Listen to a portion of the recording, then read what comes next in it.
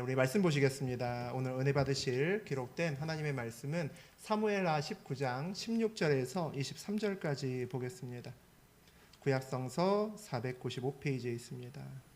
사무엘하 19장 16절에서 23절, 저하고 여러분이 한 절씩 교독하면서 우리 함께 봉독하겠습니다. 바후림에 있는 베냐민 사람 게라의 아들 시므이가 급히 유다 사람과 함께 다윗 왕을 맞으려 내려올 때에 베냐민 사람 1000명이 그와 함께하고 사울 집안의 종 시바도 그의 아들 15과 종 20명과 더불어 그와 함께 요단강을 밟고 건너 왕 앞으로 나아오니라. 왕의 가족을 건너가게 하며 왕이 좋게 여기는 대로 쓰게 하려 하여 나룻배로 건너가니 왕이 요단을 건너가게 할 때에 게라의 아들 시므이가 왕 앞에 엎드려 왕께 아뢰되 내 주여 원하건대 내게 죄를 돌리지 마옵소서. 내 주 왕께서 예루살렘에서 나오시던 날에 종의 패역한 일을 기억하지 마시오며 왕의 마음에 두지 마옵소서. 왕의 종 내가 범죄한 줄 아옵기에 오늘 요셉의 온 족속 중 내가 먼저 내려와서 내 주 왕을 영접하나이다 하니 수레아의 아들 아비새가 대답하여 이르시되 시므이가 여호와의 기름 부으신 자를 저주하였으니 그로 말미암아 죽어야 마땅하지 아니하니까 하니라. 다윗이 이르되 수르야의 아들들아 내가 너희와 무슨 상관이 있기에 너희가 오늘 나의 원수가 되느냐. 오늘 어찌하여 이스라엘 가운데에서 사람을 죽이겠느냐. 내가 오늘 이스라엘의 왕이 된 것을 내가 알지 못하리요 하고 왕이 시므이에게 이르되 내가 죽지 아니하리라 하고 그에게 맹세하니라. 하나님 말씀입니다. 아멘. 네, 우리 오늘은 사무엘하 19장 16절에서 우리 23절까지 함께 봤습니다. 우리 그 내용 중심으로 하나님의 타이밍과 내 타이밍, 하나님의 타이밍과 내 타이밍이라는 제목으로 우리 함께 은혜 나누겠습니다. 다윗이 압살롬과의 전투에서 완전히 압승을 거두었습니다. 다윗은 전쟁의 승리에도 그런데 우리 아들 압살롬의 죽음으로 괴로워하죠. 승리에 기뻐하지 않습니다. 하지만 요압의 말에 힘을 입어서 이때가 하나님의 때구나라고 인지하고 일어서서 백성들을 치하하고 또 위로하기 시작합니다. 그 사이에 이스라엘에서는 이제 난리가 났죠. 이제 다윗이 질 줄 알았는데 이겼습니다. 이 옛날 왕을 다시 모셔야 되느냐? 아니다. 우리 새 왕을 세워야 되느냐? 다윗이 맞냐 아니냐를 갖고 12의 지파들의 장로들이 모여서 서로 회의를 합니다. 계속 논쟁하다가 결론이 나지 않습니다. 다윗이 그 모습을 보고 다시 왕으로 서기 위해서 머리를 굴립니다. 그래서 그 이스라엘의 예루살렘에 있는 그 제사장들을 이용해서 자기의 뜻을 전하죠. 너희들이 왕의 고륙인데 야 어떻게 앞장서지 않고 이렇게 뒤에 물러나 있느냐라고 유다 지파들을 꾸짖습니다. 너희들이 먼저 총대 메고 나를 좀 이렇게 세워줘야지라고 이제 얼르기 시작합니다. 그리고 전쟁 때 자기 앞에 칼을 겨누었던 대표적인 사람이 압살롬 바로 아래에 있었던 총사령관입니다. 총사령관이 있었는데 이 아마사를 자기가 데리고 있는 총사령관 요압 대신에 아마사를 데리고 와서 그 자리에 앉히겠다라고 이야기를 합니다.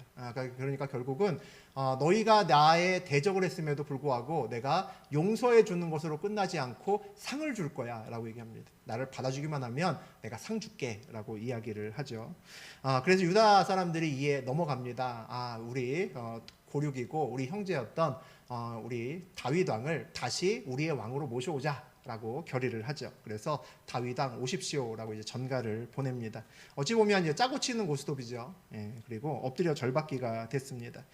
이제 빨리 예루살렘으로 돌아가서 일단 유다의 왕으로 시작하고 그 다음에 점차 다른 지파들을 설득해서 전체 온 이스라엘 왕으로 다시 한번 등극하는 일만 남았습니다. 아마도 다윗은 지금이 하나님의 때라고 여기고 그렇게 승부수를 던졌던 것 같습니다. 압살롬에게 쫓겨서 예루살렘을 떠나서 요단강을 건너서 마하나임까지 막 이렇게 쫓겨갈 때는 진짜 비참했죠. 다들 욕하고 다들 비웃고 조롱했습니다. 그런데 이제 상황이 완전히 180도 역전됐죠. 이제 바닥에서 다시 천장으로 올라갑니다. 다시 왕의 자리로, 왕의 귀환이죠. 아주 놀라운 일이 벌어집니다. 그가 다시 예루살렘으로 가는 길에 여러 사람들을 만납니다. 그 여러 사람들과 만나서 이런저런 다윗의 반응을 우리 함께 볼 텐데, 오늘은 그 중에 첫 번째 사람 우리 시므이를 주로 보겠습니다.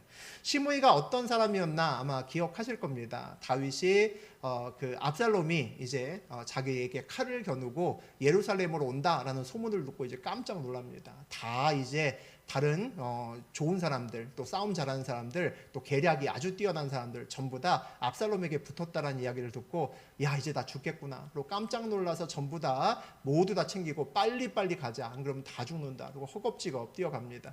충신들 일부가 따라붙어서 참 초라한 행렬이죠. 왕인데 야반 도주하듯이 그렇게 도망갑니다. 그 길에서 시므이라는 사람이 와서 다윗에게 돌을 던지고 조롱했던 그런 사건이 있었습니다. 그 중에서 우리 사무엘상 16장에 시므이가 등장하는데, 시므이가 욕했던 부분만 우리 다시 한번 보겠습니다. 우리 7절과 8절이죠. 시므이가 저주하는 가운데 이와 같이 말하니라. 피를 흘린 자여, 사악한 자여, 가거라 가거라. 사울의 족속의 모든 피를 여호와께서 내게로 돌리셨도다. 그를 이어서 내가 왕이 되었으나 여호와께서 나라를 내 아들 압살롬의 손에 넘기셨도다. 보라, 너는 피를 흘린 자이므로 화를 자초하였느니라 하는지라. 지금 아들에게 쫓기고 있습니다. 자기의 믿었던 아들에게 뒤통수 맞고 이제 아들의 칼에 죽게 된 그런 상황입니다. 얼마나 비참하겠습니까? 같이 대항해서 아들과 싸우기도 뭐하고, 그리고 아들의 세력이 너무나 커서 대항하기도 뭐해서 진짜 겁나서 쫓겨가는 그 신세, 이전에 사울에게 쫓겨갔던 신세하고는 전혀 다른 더 절망적이고 더 비참한 신세였을 겁니다. 그런데 시므이라는 사람이 따라오면서 돌을 던지면서 막 욕을 합니다. 너 잘됐다, 내가 그럴 줄 알았다는 거죠. 이 시므이는 사울 집안의 사람이었습니다. 네가 사울 집안에게 피를 보게 하더니 결국 그 피가 너에게로 가는구나. 하나님께서 그 잘못을 오늘 너에게 물으시고 압살롬을 들어주셔서 이 모든 심판을 지금 너에게 하겠는 거야. 뭐 이렇게 가슴 아픈 소리를, 막 가슴을 진짜 후벼 파는 소리를 하고 다닙니다. 그 시므온이, 그때 그렇게 했던 시므온이 상황이 역전됐죠. 그땐 쫓겨갔던 때고 이제 다시 왕이 돼서 돌아오는 겁니다. 그러니까 그 시므온이 다시 다윗 왕 앞에 나타났습니다. 그게 이제 오늘 이야기죠. 16절과 17절 보겠습니다. 바후림에 있는 베냐민 사람 게라의 아들 시므이가 급히 유다 사람과 함께 다윗 왕을 맞으러 내려올 때에 베냐민 사람 1000명이 그와 함께하고 사울 집안의 종 시바도 그의 아들 15과 총 20명과 더불어 그와 함께하여 요단강을 밟고 건너 왕 앞으로 나아오니라.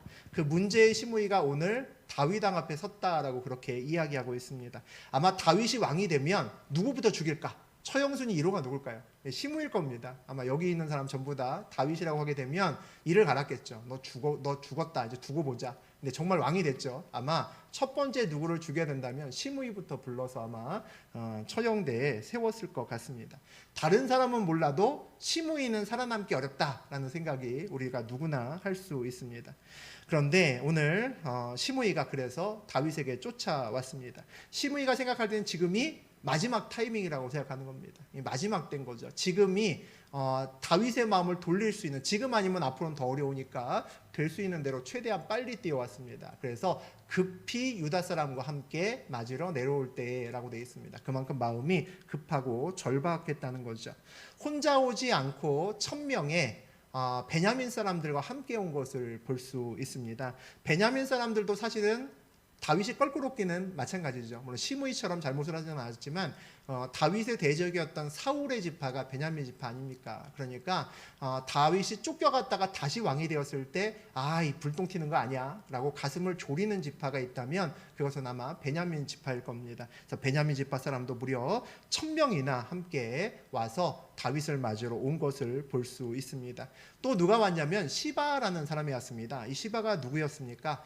우리 사울의 아들 요나단의 아들, 그러니까 사울의 조카죠. 사울의 그 손자였던 우리 무비보셋이라는 우리 손자가 있었습니다. 이 무비보셋을 모시고 있는 아주 힘센 유력한 종입니다. 종이지만 세력도 있고 재산도 있고 굉장히 튼튼한 그런 종의 기반을 갖고 있었던 것이 이제 시바라는 종이죠. 이 시바는 또 다윗이 이 예루살렘에서 쫓겨날 때 진짜 비참하고 야 이제 죽으러 가는구나, 내 인생 끝이구나 라고 이렇게 쫓겨갈 때 그를 맞이하면서 많은 음식과 다른 것으로 대접했던 사람입니다. 왕 힘내십시오. 다시 돌아올 수 있습니다. 참 어려울 때 누군가 우리를 도와주면 기억에 남잖아요. 이 종이지만 사실 왕 입장에서 뭐 시바를 기억할 이유는 없는데 이 종이 와서 그 어려울 때 진수성찬 대접하면서 힘내십시오. 화이팅 해주는 거죠.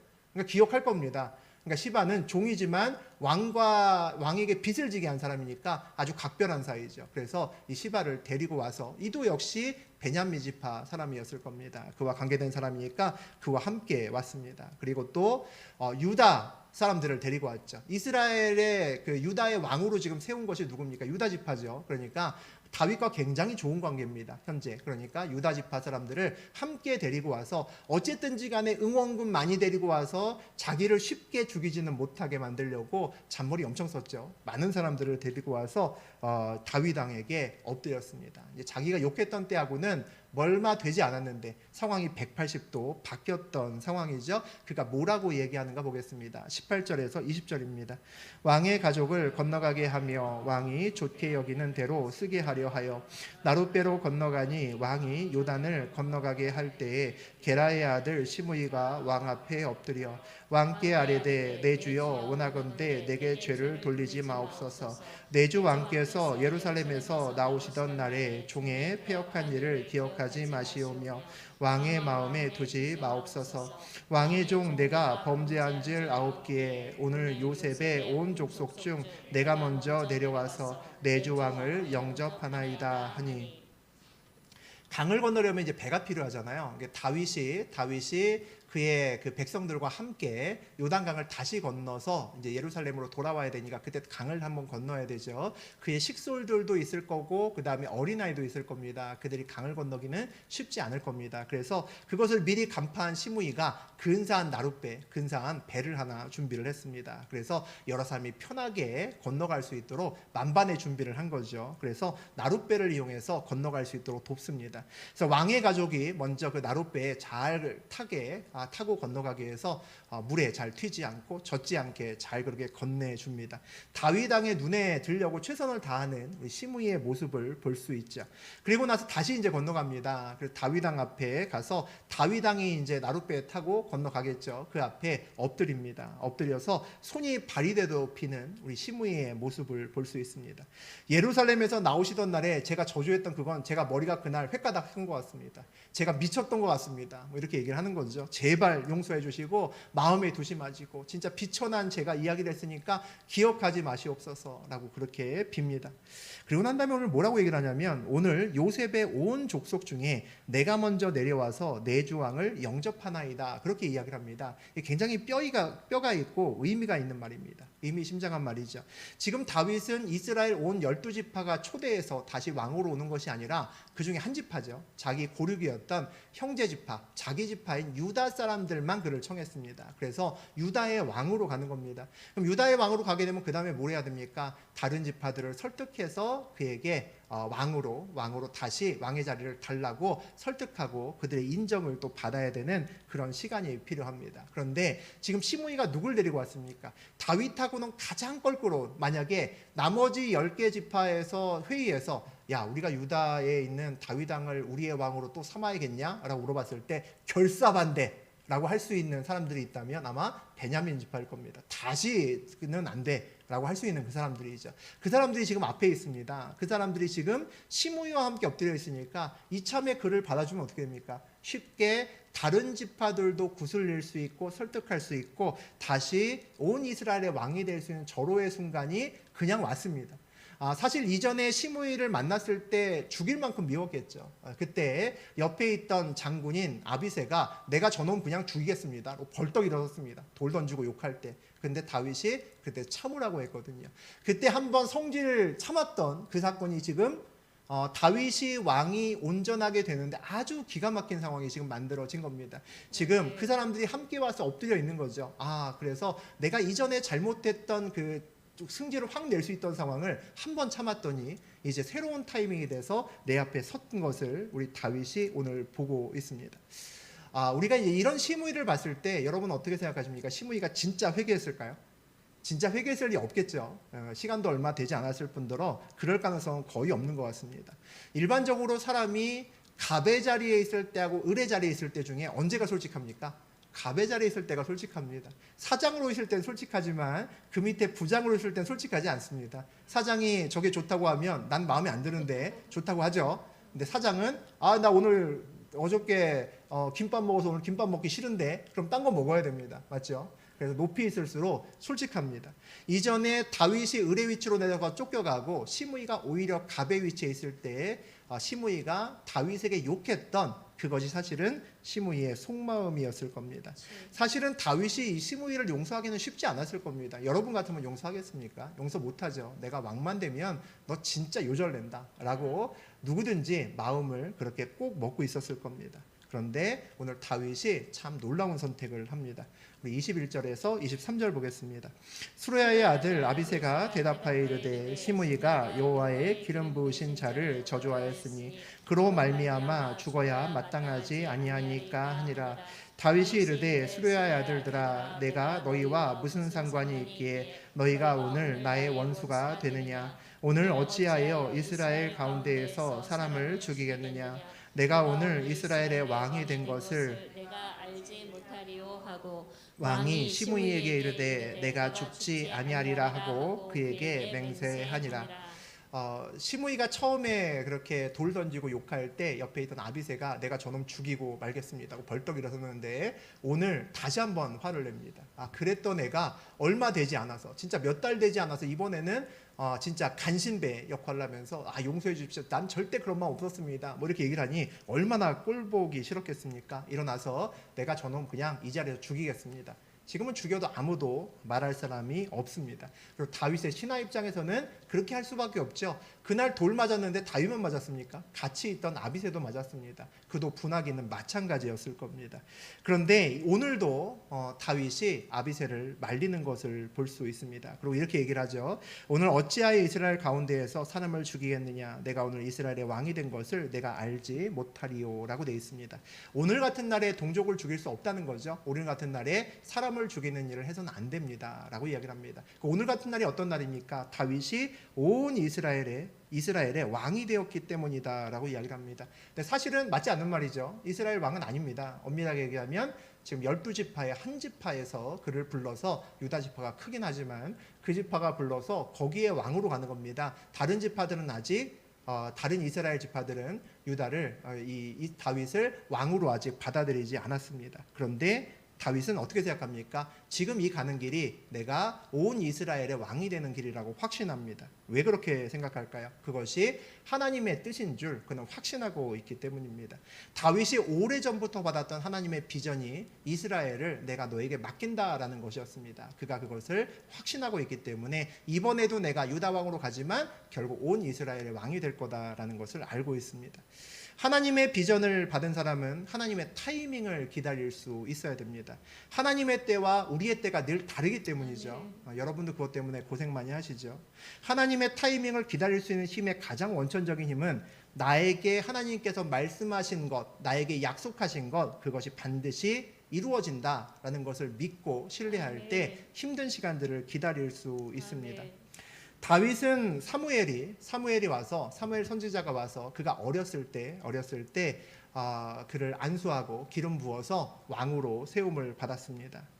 약속을 믿는 자는 모든 상황을 하나님의 눈으로 보려고 노력을 해야 되죠. 그중 하나가 약속이 진행 중이더라도 약속이 이루어진 시점에서 상황을 다시 한번 볼 수 있어야 된다고 생각합니다. 하나님께서 나에게 큰 기업체를 주신다면 내가 지금 구멍가게 같은 작은 일을 하고 있지만 어떤 문제가 생겼을 때 내가 앞으로 큰 일을 할 그 위치에서 이 일을 다시 한번 돌아볼 필요가 있다는 거죠. 하나님의 비전이 이루어졌을 때 오늘의 사건을 내가 추억할 때 이 사건을 어떻게 내가 이 사건에 반응하는 것이 옳은지를 생각해 볼 필요가 있다는 겁니다. 그래서 사명을 감당하기 위해서는 성질을 죽일 줄 알아야 됩니다. 굉장히 중요한 얘기입니다. 사명을 우리가 온전히 주의 길을 따라가기 위해서 여러분과 제 성질을 좀 죽일 필요가 있습니다. 하나님 뜻과 내 뜻이 늘 다르고 하나님 길과 내 길이 늘 다르기 때문이죠. 사단은 우리가 사명의 길을 온전히 순종하며 걷는 길에 우리의 자존심을 건드립니다. 욱하게 만듭니다. 하나님의 타이밍을 기다리지 못하고 기어코 성질을 내서 판을 뒤집어 엎을 수 있도록 그렇게 우리를 이야기를 합니다. 야, 이거 뒤집어 엎어도 아무 상관없어 라고 이야기를 합니다. 아마 다윗이 그 말을 듣고 시므이가 이전에 돌을 던졌을 때 판을 뒤집어 엎었으면 오늘 이렇게 쉽게 많은 사람의 마음을 다시 얻는 이 과정이 훨씬 더 쉽지 않은 시간을 기다려야 됐을 겁니다. 급한 성질은 늘 우리의 타이밍을 놓치게 만듭니다. 하나님의 타이밍을 놓칠 수밖에 없게 만들죠. 오늘 다윗이 만약에 두 번째 시므이를 만났는데 이 자리에서 아비새의 말에 동조해서 내가 지난번엔 참았지만 이번엔 못 참지라고 시므이를 만약에 처단했다면 함께 온 베냐민 지파는 그를 거부했을 것이고 온 이스라엘은 당장 분열되기 시작했을 겁니다. 그리고 다윗을 지지했던 유다 지파들도 그 모습을 달갑게 보지 않겠죠. 야, 말로만 그러고 나중에는 우리를 벌할 수도 있겠구나라는 생각을 할 겁니다.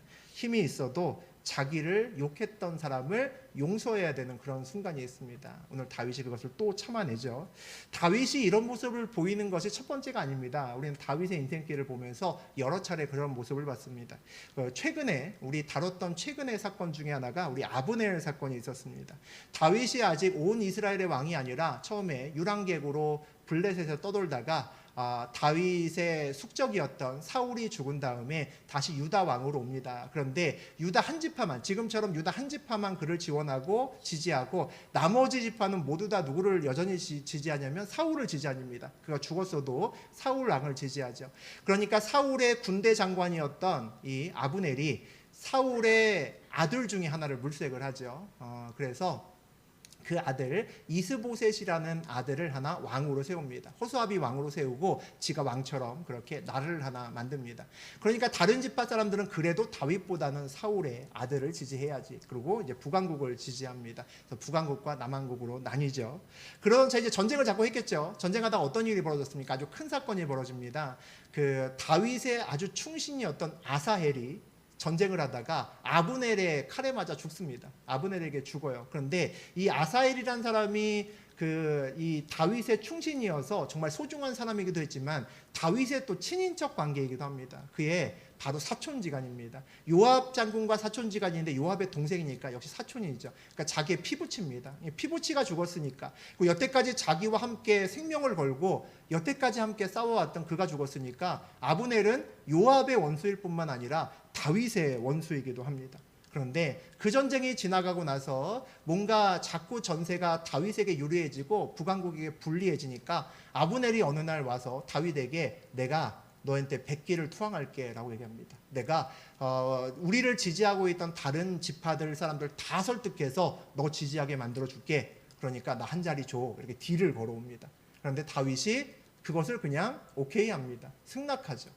그 장면을 아마 이해하기는 참 어려웠을 겁니다. 아니 세상에 아무리 왕자리가 좋아도 저렇지 저런 거를 그냥 오케이 하나. 그래서 결국은 어떻게 됩니까? 이 요압이 분을 참지 못하고 욱해서 결국 몰래 가서 이 아브넬을 죽입니다. 그래서 사실은 다윗이 원래 원했던 것을 이루지 못하고 다시 처음으로 돌아가는 일이 벌어집니다. 그런데 다윗이 그때 아브넬을 왜 받아들였을까 그런 생각을 우리가 해봅니다. 개인적으로는 다윗이 그때 하나님의 타이밍을 정확히 알지 못해서 아닐까 싶습니다. 잘 모르는 하나님의 타이밍이 있는데 이때가 하나님의 때인지 아닌지 모른다면 그때를 내가 섣불리 방해해서는 안 되기 때문이죠. 그때는 기다리는 것이 가장 좋은 때입니다.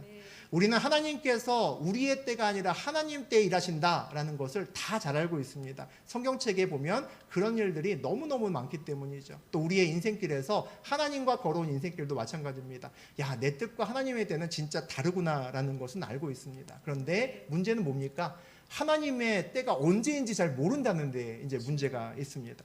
그런데 하나님의 타이밍은 우리의 타이밍보다 일반적으로는 늦습니다. 맞죠? 보통은 늦습니다. 나는 이거 한 달 안에 1년 안에 해결해야 될 것 같은데 하나님은 그보다 더 뒤로 길게 늘어뜨리실 때가 더 많습니다. 하지만 항상 그런 것은 아닙니다. 내 때보다 하나님의 때가 훨씬 더 빨리 찾아오는 때도 있습니다. 내 때가 아니라 하나님의 타이밍을 기다리는 사람은 늘 내 뜻대로 무엇인가 타이밍을 당기거나 미루는 것에 있어서 굉장히 주의해야 됩니다. 내 의견이 그곳에 섣불리 들어가면 안 된다는 거죠. 시므이는 오늘 어떤 사람인가 보면 우리 세상 말로 하면 기회주의자 아닌가 싶습니다. 그는 늘 자기 타이밍에 굉장히 민감한 사람이었다라는 생각이 든다는 거죠. 늘 상황에 따라서 줄 잘 서려고 굉장히 노력을 많이 했던 사람이구나라는 생각이 듭니다. 베냐민 지파였으니까 사울이 왕이었을 땐 잘 나갔을 겁니다. 우리 형제 집하고 나하고 우리 사울하고 또 친한 관계야 이러면서 아마 한자리 하면서 부귀영화를 누렸던 사람이었을 겁니다. 줄을 잘 선 거죠. 그러다가 사울의 집안이 몰락하고 다윗이 왕이 되니까 어떻게 했을까요? 힘이 약하니까 다윗에게 반기는 못 들고 아마 찌그러져 있었을 겁니다. 조용히 잠수 타고 있었겠죠. 그러다가 다윗이 쫓겨갔다는 소문이 들려옵니다. 압살롬이 섰대요. 그러니까 생각했습니다. 야, 절호의 기회다. 예, 완전히 내 타이밍이 왔구나. 하나님이 나를 도우시는구나 라는 생각을 했을 겁니다. 그래서 다윗을 그 길로 쫓아가서 그동안 억눌렸던 그 분함을 다 풀어버립니다. 돌을 던지고 욕하고 다시는 너 돌아오지 마. 너 잘됐다. 고소하다. 그렇게 이야기를 합니다. 다시 이제 압살롬에게 줄을 설 생각을 하고 있다는 거죠. 세상에는 이런 사람들이 굉장히 많습니다. 계속 상황을 보면서 자기 타이밍이 언제일까 손꼽아 기다리는 사람이 굉장히 많다는 거죠. 인생에 있어서 우리가 보통 흔히 3번쯤 기회가 온다라고 이야기를 합니다. 3번 오는 사람도 있고 다 이제 인생을 정리할 시점에 더 많이 왔던 사람도 있고 더 적게 왔던 사람도 있다라고 보통 이야기를 하죠. 하나님을 믿지 않는 사람들도 그 기회를 잡으려고 호시탐탐 자기 인생길에서 그 기회가 언제인지 노리면서 기다리는 사람이 굉장히 많습니다. 쥐구멍에도 별뜰 날 있어 뭐 이러면서 그 기회를 기다리죠. 그런데 재미있게 또 대부분은 그때는 그게 기회인지 다 모릅니다. 지나가고 나니까 땅을 치는 거죠. 그게 기회였는데 왜 그걸 몰랐을까? 근데 뒤늦게 땅을 쳐도 보통 소용이 없죠. 보통 기회는 지나갔습니다. 다시 말하면 그 기회를 내가 긴장하고 그 다음에 애타게 기다려도 그 기회가 진짜 기회인지 모를 때가 거의 대부분이라는 겁니다. 반대로 내가 기회가 아니라고 생각하고 안 잡으려고 했는데 어쩔 수 없이 이런저런 상황 때문에 그냥 덜컥 잡았는데 나중에 보니까 그게 황금알을 낳는 거위가 되는 그런 경우도 우리 세상에는 꽤나 많이 있습니다. 반대로 또 그런 경우도 있죠. 야, 이거 진짜 기회다 라고 생각해서 덥석 잡았는데 도리어 그것이 자기의 발목을 잡고 늪으로 빠지는 경우도 있습니다. 사기를 당하고 큰 손해를 입는 경우도 있습니다.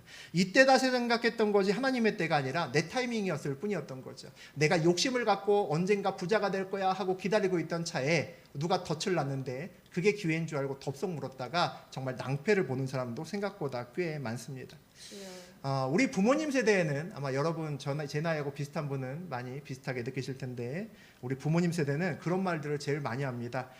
그 땅 사놨으면 그 땅 한 편에 그때 한 평에 몇천 원씩 했었는데 그 땅 지금 사놨으면 와, 나 지금 완전히 막 어깨 펴고 진짜 땅땅거리면서 살 텐데 그런 얘기를 가끔 합니다. 저도 들었으니까 아마 여러분도 들었을 겁니다. 제가 아는 전도사님 한 분이 있는데 꽤나 부자입니다. 야, 전도사님 월급이 얼마나 된다고 부자일까? 월급 진짜 얼마 안 되는데 진짜 부자입니다. 젊었을 때 돈이 없어가지고 겨우겨우 모아갖고 진짜 허름한 집을 한 채 샀습니다.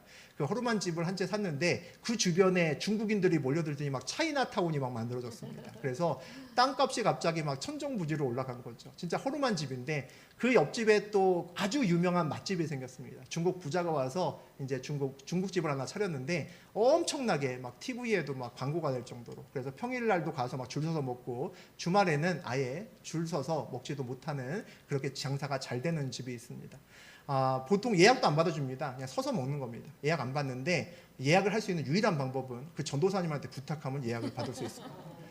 거기 언제 몇 시에 나 갈 테니까 자리 비워줘. 그러면 언니 오시냐고 하면서 얼른 자리 비워주고, 다른 사람들 쫙 기다리고 있는데 그 전도사님과 같이 가면 50명, 60명을 그냥 다이렉트로 가서 앉아 있습니다. 앉아서 밥을 먹은 적이 여러 번 되는데 왜 그럴까 처음에 되게 궁금했습니다. 근데 이유가 있더라고요.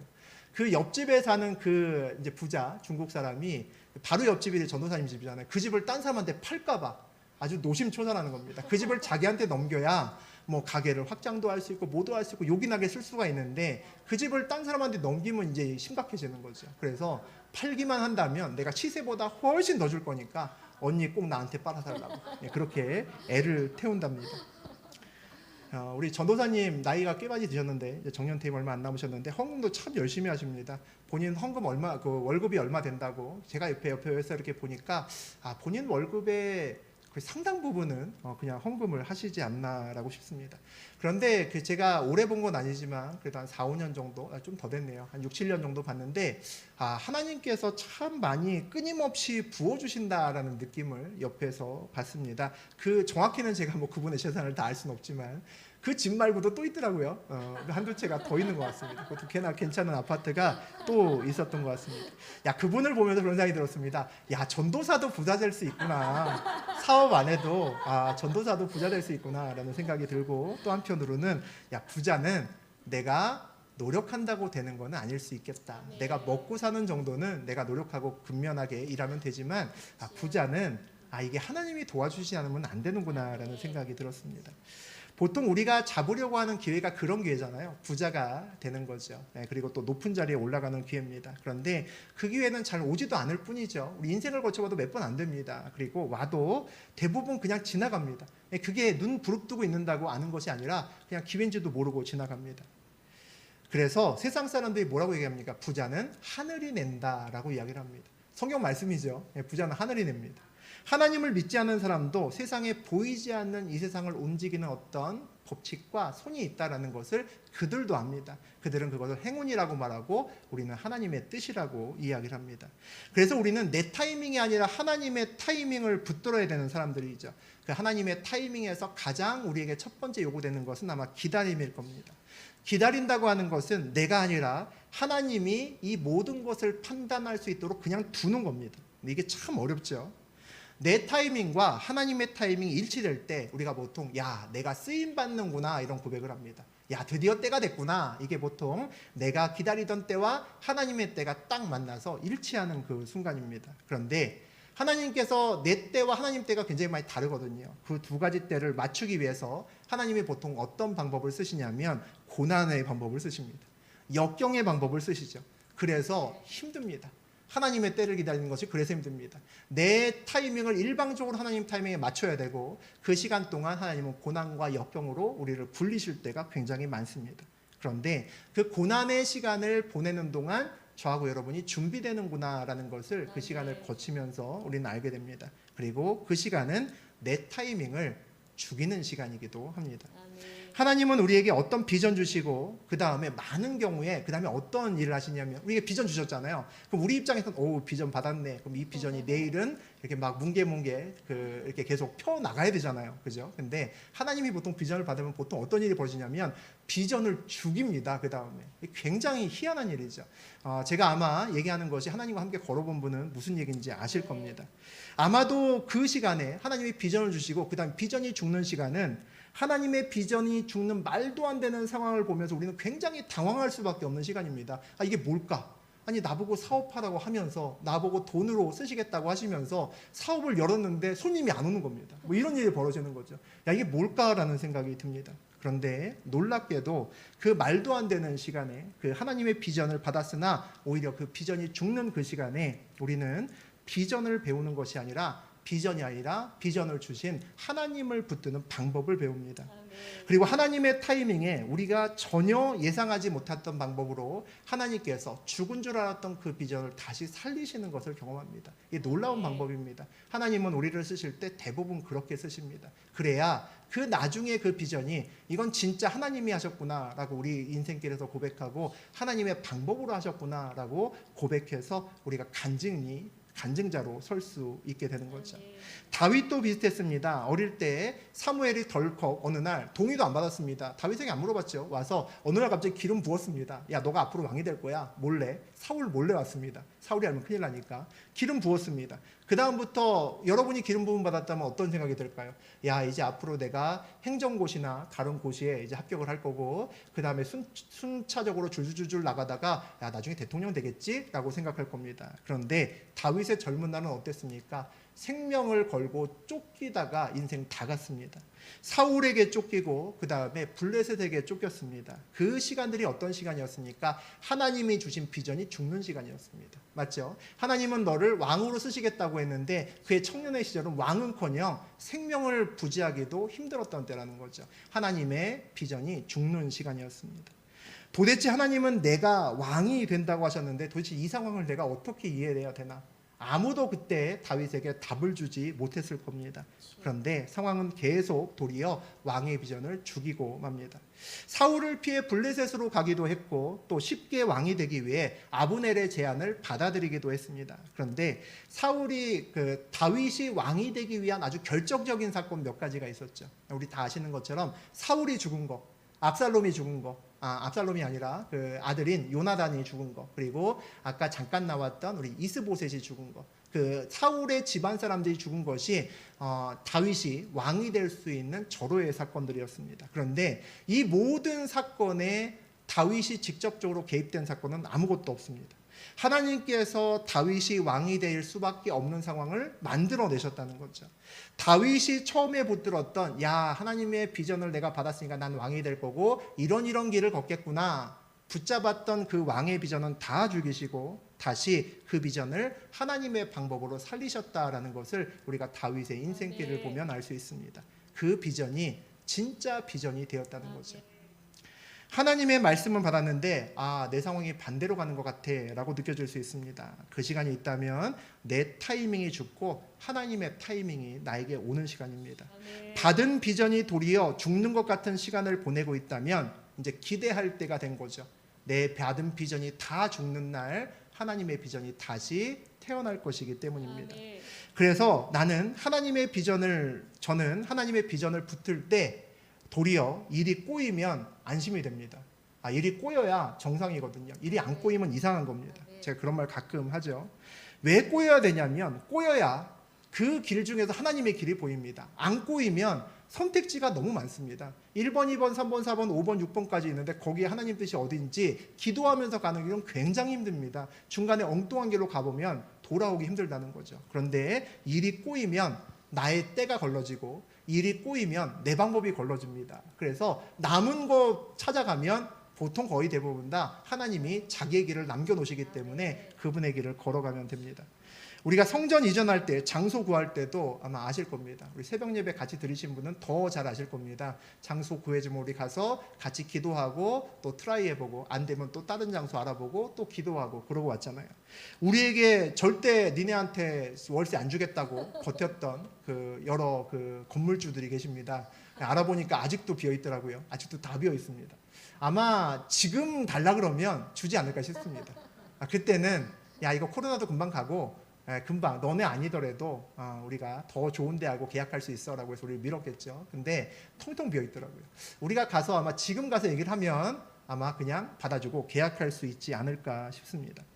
또 그런 데도 있었죠. 우리가 아주 마음에 들진 않았는데 그래도 교통편도 좋고 없으니까 일단 여기라도 할까라고 해서 마지막 한 번 더 보고 결정하려고 간다 그랬더니 건물주한테 전화 왔었죠. 뭐라고 했습니까? 월세가 얼만큼이었는데 월세 좀 올려야겠다고. 마지막 한번 보고 결정하겠다 그랬더니 월세 내가 원래 약속한 것이 아니라 그보다 월세 이만큼 더 줘야 된다고 그렇게 그 불황에 난리 났던 그 시절에 그렇게 얘기를 하더라고요. 결국 빈정상하고 이거 아닌가 보다 라는 생각이 들어서 이제 안 했습니다. 결국 그러던 가운데 계속 길이 막히고 계속 이제 길이 막히니까 길이 계속 줄어들죠. 그러다 보니까 이곳에 왔습니다. 이곳에 오는 순간 확신이 들었죠. 여기구나 라는 확신이 하나님께서 분명히 주십니다. 그래서 하나님께서는 그 뜻을 이룰 때 분명히 확신을 주시는구나 라는 것도 알고 일이 꼬이면 그 꼬이는 거 즐기시면 됩니다. 내 길이 아닌 거 쳐내기 위한 시간이고 내 때가 아닌 거 쳐내기 위한 순간입니다. 그 길을 온전히 기도로 잘 따라가면 하나님의 때, 하나님의 타이밍에 하나님이 일을 이루시는 것을 여러분도 보실 겁니다. 내 타이밍을 앞세우면 우리가 시므이처럼 삽니다. 시므이도 하나님을 믿는 사람이라는 걸 잊으면 안 됩니다. 이 사람이 블레셋 사람 아니잖아요. 이 사람도 하나님을 믿고 하나님께 기도하면서 그의 인생길을 설계했던 사람이 시므이입니다. 시므이는 삶에서 늘 이익과 상황을 보고 살아가죠. 그도 나름대로 기도하지만 우리가 보는 시므이는 하나님의 타이밍보다 항상 자기 타이밍이 더 중요했던 사람이다라는 것을 알 수 있습니다. 항상 하나님보다 빠른 타이밍을 살아가죠. 내 눈에 이것이 기회다 싶으면 참지 못합니다. 야, 이 기회 놓치지 못하면, 이게 잡지 못하면 끝이야. 그 마음으로 아마 이전에 다윗에게도 달려갔을 겁니다. 나중에 우리가 시므야에 대한 이야기를 또 나누겠지만 시므의 끝이 그렇게 아름답게 끝나지 않습니다. 비전 받은 우리가 해야 될 일은 하나님께서 그 비전을 이루시는 것을 바라보는 겁니다. 방해하지 않는 거죠. 하나님의 타이밍을 기다린다는 것은 다른 의미로 내 타이밍이 하나님의 타이밍을 앞서가면 안 된다는 겁니다. 그리고 내가 나의 어떤 결정이 하나님의 타이밍에 영향을 주어서도 안 된다는 거죠. 때로는 받은 비전이 삶에서 죽는 것을 보면서도 하나님의 타이밍을 계속 기다리면서 기도하면서 그 기다림을 멈추지 않는 겁니다. 그게 하나님의 비전을 기다리는 우리의 자세죠. 비전이 아니라 그 비전을 주신 분을 우리가 신뢰할 수 있기 때문에 그렇게 할 수 있습니다. 하나님의 타이밍에 온전히 저하고 여러분이 쓰임받는 그런 인생길 되시기를 주의 이름으로 축복합니다. 아멘.